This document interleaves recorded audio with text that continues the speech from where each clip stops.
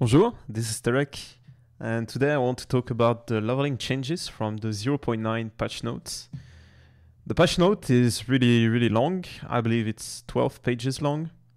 So I condensed that into 5 pages, and I put different colors based on what's bad in red, what's good in green, and what's in between in orange, or what I'm not really sure about. So yeah, let's talk about it. So the monolith changes, there are not that many that impact leveling. They added new layouts. I tested some of them. I don't think I know every single one of them. But the one I tested were decent. They are not super big or anything. They remove some of the layouts from the non-import version of the monolith timeline. So 3 of them were actually decent layout. So it's bad for us. There was one that was a bad layout that got removed. And they also revamped a bit Alpine Halls. It's still bad, in my opinion, but it's better than before. It definitely was the worst layout in the game. So let's talk about now campaign changes. They actually reworked the quest that allows you to choose your mastery when you reach the end of time, and now it's way faster. Basically, you don't have to go into the sub area and talk to the NPCs. You can directly choose it. So yeah.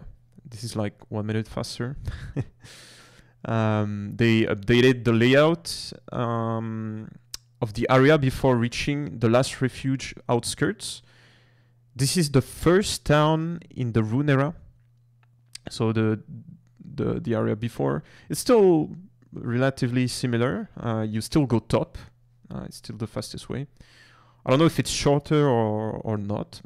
We'll see. I haven't tested that. They updated the layout of the frozen routes. This is in the chapter 7, so the snowy part of the campaign. You know, there is a last boss at the end, and the area before that boss, they basically changed it completely. Now it's way longer. It's way harder. You have way more mobs. I know I died a few times during practice runs in this area. So yeah, it's definitely harder. But they also updated the layout of the end of time. It's a bit faster now. You have access to NPC, like they are closer to each other. So it's a bit better. Okay. They actually changed. This is a pretty big change. They actually changed how the XP penalty works. So basically, before you were getting a penalty if you were in an area 5 level above you, and you were getting the same amount of XP as if the monster was 5 level higher than you and no more. So if you were in an area level 10 levels higher than you, you would get the XP as if the area was 5 level above you, basically. And that has been changed to 10. And it also applies in the campaign now, because before it didn't happen in the campaign. In the campaign, you would get the full XP, basically. Even if you were level 10, you would kill a monster in an area level 50, you will still get the full XP. It's not the case anymore, and yeah. So this is probably a bit less XP in the campaign. If you speedrun, it's going to be noticeable, but if you don't speedrun, I don't think you will see the impact that much. But this is really good actually if you rush the monolith. Like for example, you get to the end of time after chapter 3 and you go directly into the monolith. You're gonna get way more XP now. You're gonna level way faster, and also keep in mind that, for example, the timeline, sorry, their level, they increase more than your level if you go fast. So usually you would unlock Empowered Monolith at level 70. My bet is that, and from like some other people testing, it was it's probably now around level 75 instead of 70. So it's pretty good. It's pretty good. They also implemented a nerf to XP, to quest XP. So basically how it's done is if you go into the start of a chapter and you are under level, like 5 level below the expected level, you get a penalty on all the quests of that chapter. I think this is probably to nerf certain strats in multiplayer. This is probably why they did this, where you would get like a friend to a certain quest in the campaign, and they would get ton of XP. So now it's like it's reduced basically. You also have a lot of new monsters in the Rune era, and I've seen some other reworked monsters in the campaign.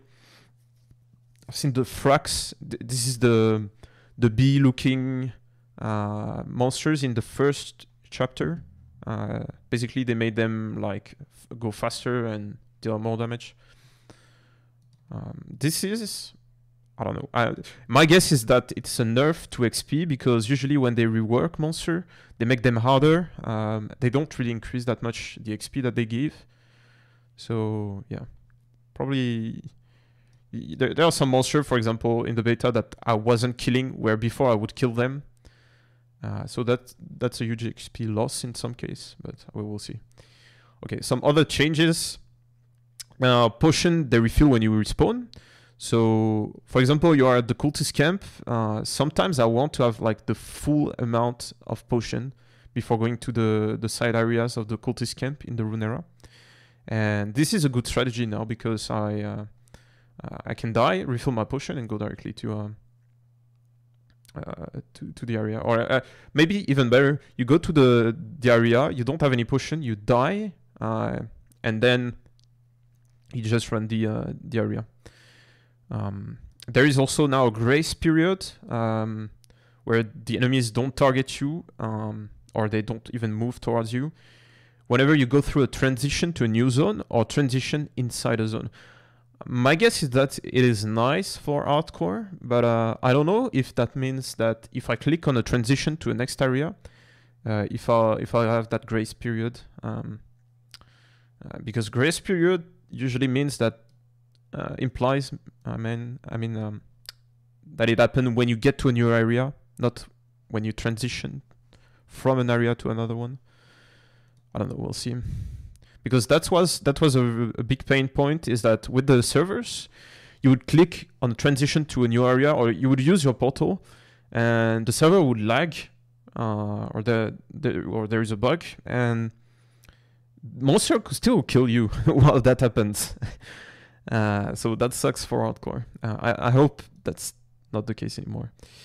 Also, pretty big change. They changed how solo works in multiplayer. It hasn't been changed in offline, but in online, now you have shared stash. So that basically means you cannot do any speedruns in online. And also for the events, we'll probably have to message to send a ticket to support to reset the stash. Yeah, we'll see how it goes. Maybe it will be changed during the patch. Okay, you can now respec passive points by pressing enter. So what happened is, before you would click on a node, and then there is a pop-up. You had to click on OK to respec the node. You have to do that for every single node. So now you just click on the node that you want to respec and you press enter. It's like way better to respec, even though it was already nice. But now it makes it even more powerful, in my opinion. Like you could do some strats with respecing, basically at high enough level. Like, for example, if you were to go to empowered like really fast, or where to get to no, even closer, like if you want to go to Majasa but you want to respect your full tree at chapter 9 or chapter 8, that means that you have a lot of passive points. Now it's way faster to do. Okay, now let's talk about what common build changes happened. So those are the changes that can impact any class, basically. So they changed poison. Now it only shreds for 30 stacks. This is way less damage. I had some builds that were applying during the campaign up to 120 poison stacks. So that's a lot of DPS loss, basically. They also nerfed the damage of Ignite because they reduce the duration by a lot, but they only buff the damage by 1 point. They buff the damage of Damned. The equivalent to the nerf of the duration would have been 30 base damage, but they went up to 35, so it's a buff. They nerfed Electrify, sorry. Yeah.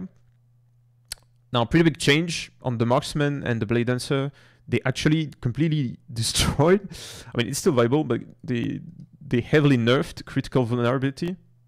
It now only stacks to 10, and instead of giving 5% chance to be crit on the monster, it now only gives 2%.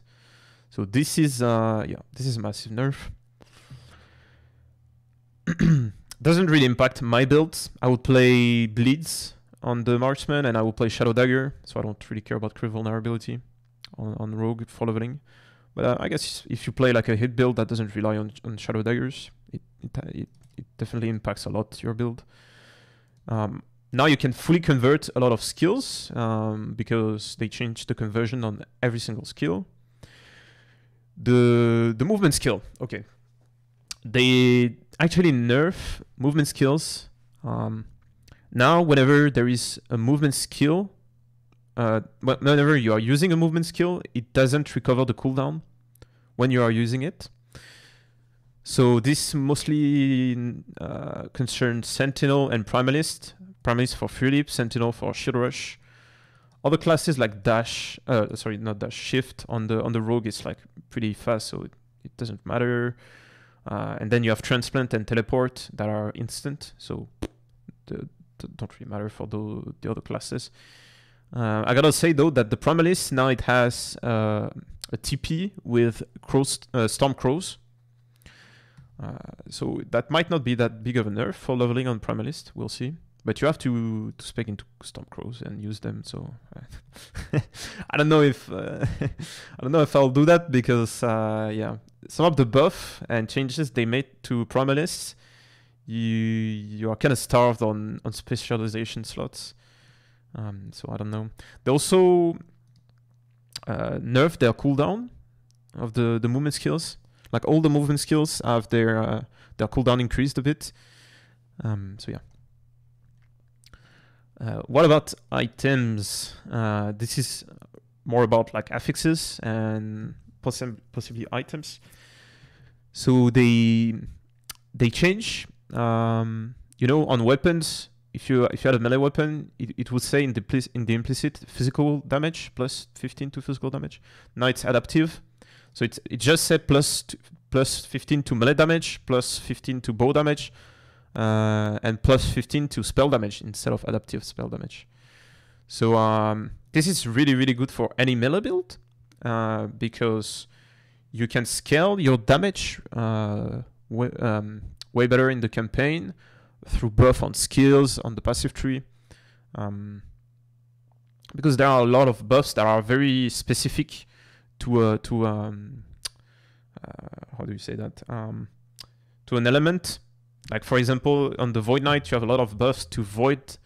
On Spellblade, you have a lot of buff to Fire, to Cold. So this is gonna scale all the flat damage too now, and probably super good for Void Knight and Spellblade. That's my guess.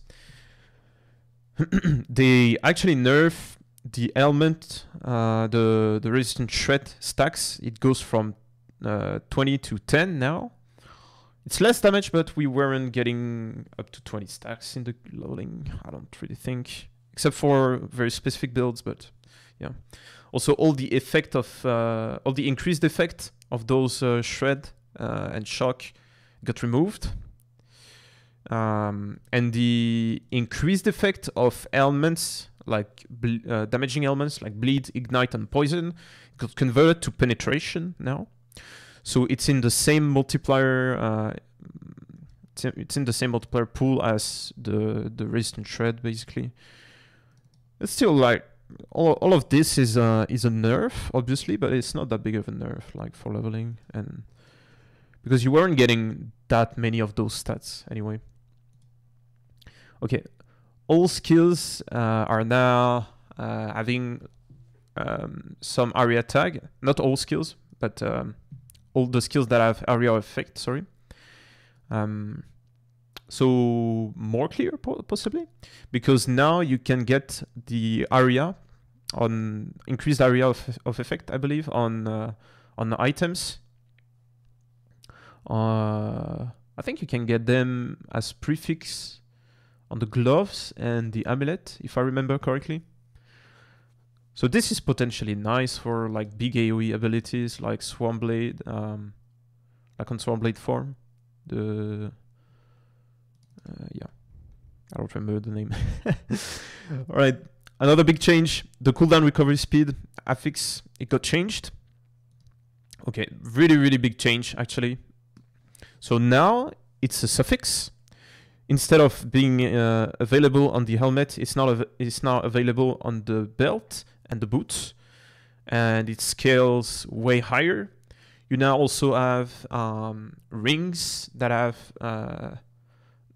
cooldown recovery speed as they're implicit. You have helmet and body armor also on every class, I believe. So you can get a lot of cooldown recovery speed. And yeah, this is probably going to change some of the leveling builds, like some strategies. I bet, for example, like I had an idea with like snap freeze, for example, with potentially getting like perma freezing the bosses. Like if you get enough, if you get to have enough like cooldown recovery speed on snap freeze, you could probably like freeze Majasa all the time. I don't know, we'll see. Depends also on the values and when the level requirement of the items.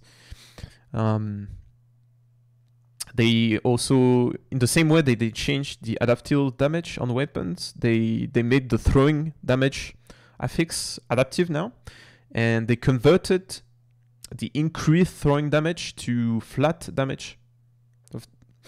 So yeah, that's way more damage for throwing builds, basically.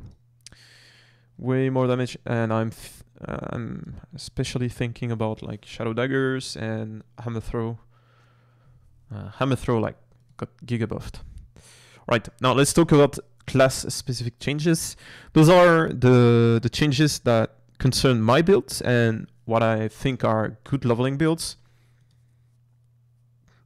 Or abilities that are useful during leveling. So they nerfed the Bone Golem Retaliation. They nerfed the damage nodes. It's still fine. I would say it's like less damage early, but you're still gonna be fine. The combo with Death Seal and Hungering Soul got nerfed on Death Seal, basically. Now the frequency at which it automatically fires Hungering Souls has been heavily reduced. Yeah. They buff actually the dot part of Hungering Souls. That gives a global more damage over time modifier. So what you would do is that you would cast Hungering Soul, and you would do like Spirit Plague on the target. It needs to be hit by the Hungering Soul to get the more damage, basically. They also buffed a lot Reblood. So now instead of increased damage, when you cast Reblood on an enemy or an ally, it gives flat spell damage. So that is a pretty big change to leveling, I will say. They nerf Summon Wraith, some of the damage nodes, especially the Totem playstyle node, where it would make your Wraith stationary. It only gives like 60%, but it gives them, I think, an attack speed and cast speed bonus, or just an attack speed, I don't remember. Yeah, they nerf a bit the damage of Summon Wraith. It's not that big though. Transplant, So transplant it is interesting. So you have now more cast speed than before when you use transplant for 4 seconds, but they reduced the kill threshold from 20% to 15%. So yeah, it's a buff in a way and also a nerf. My guess is that if you don't rely on cast speed, obviously it's going to be a nerf, and if you rely on cast speed, it's going to be a slight nerf on bosses, and otherwise it's going to be a buff. Yeah, Volatile Zombie, apparently before it didn't scale with your healing effectiveness, and now it does, but they reduced the base healing. So basically, I'm talking about the node that whenever your Volatile Zombie dies, it heals you with the part of their maximum HP. Before it was 1% per point, and you had 2 points.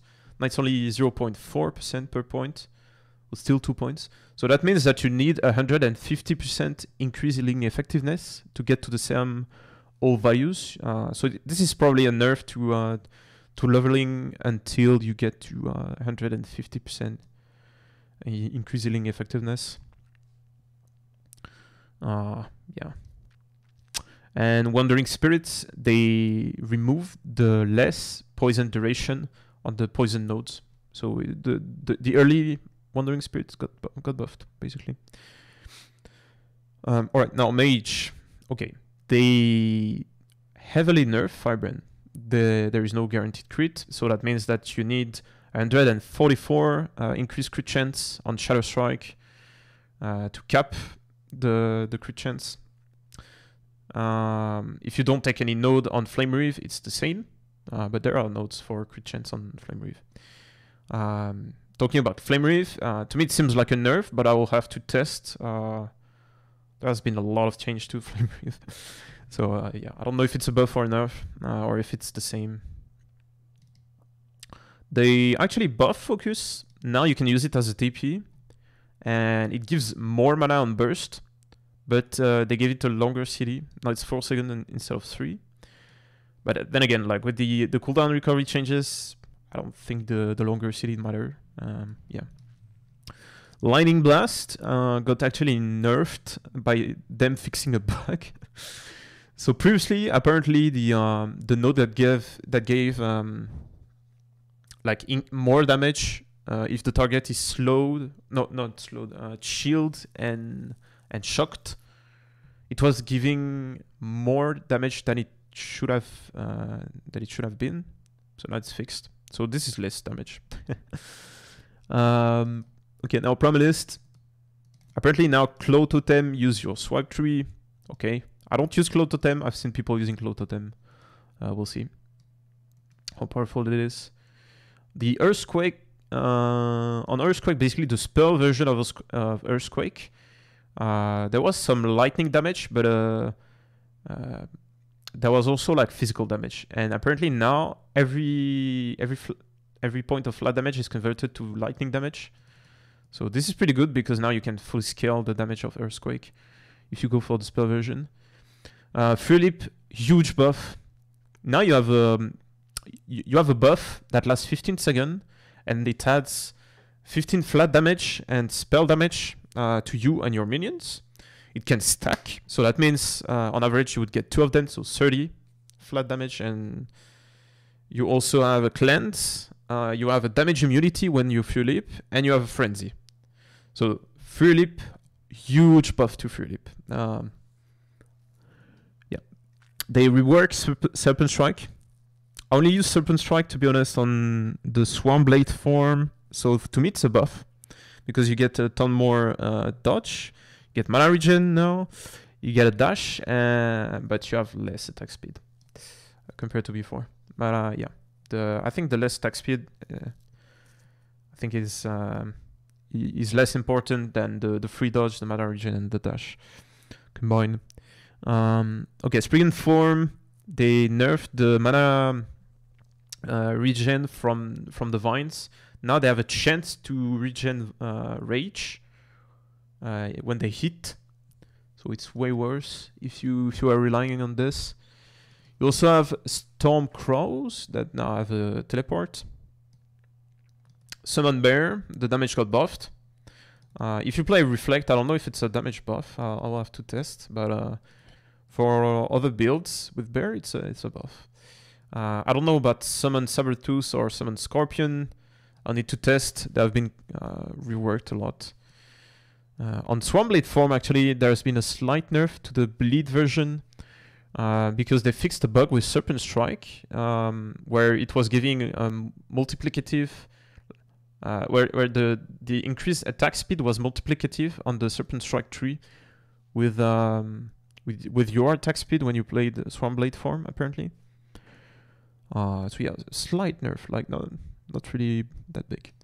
Swipe, actually pretty big buff, in my opinion. Now, Aspect of the Panther, it gives a global more damage buff, and there is a node in Aspect of the Panther that gives increased health regen.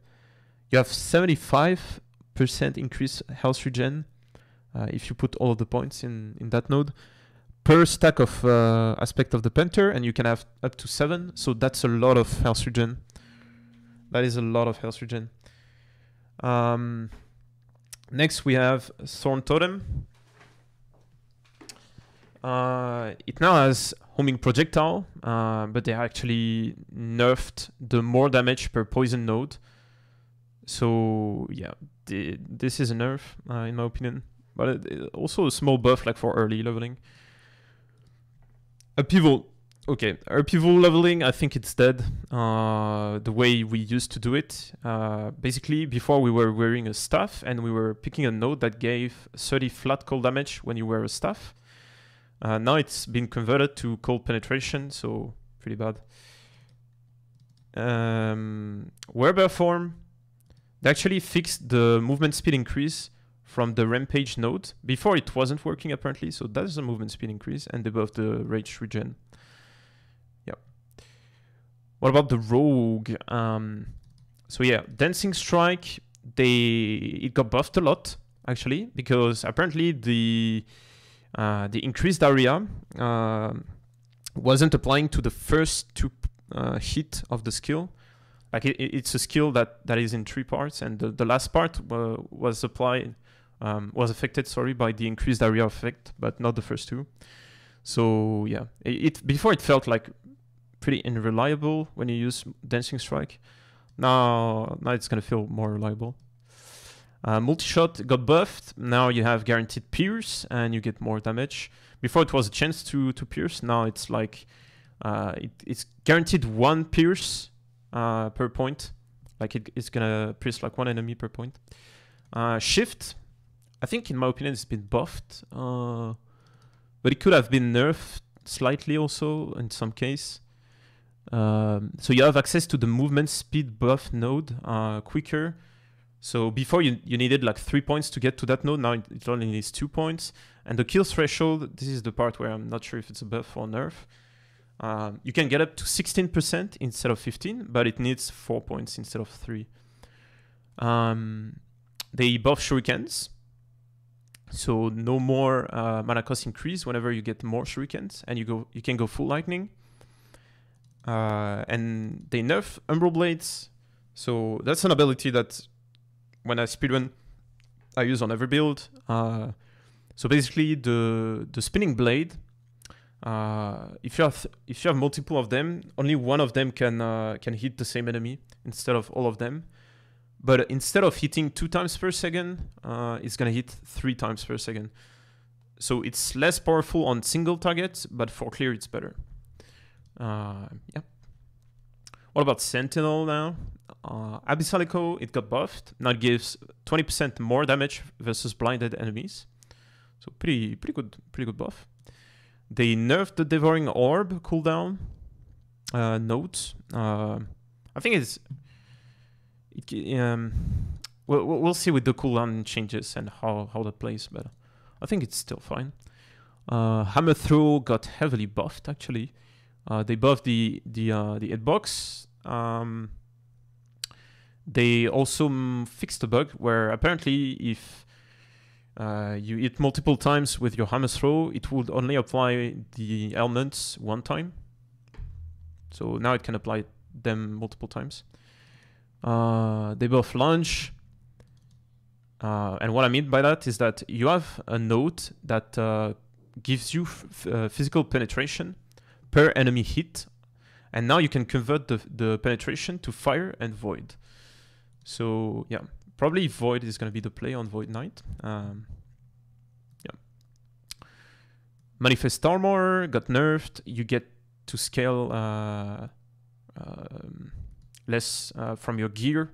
You know, the nodes that gives your gear stat to the Manifest Armor. It's less powerful. And also the combo with Shield Throw. Now it doesn't proc if there is no more ricochet. So before you get like an extra proc from it. So it's a bit of a nerf to Manifest Armor, but it's still gonna do a lot of damage. Okay, Rive got buffed. Early game, super good now.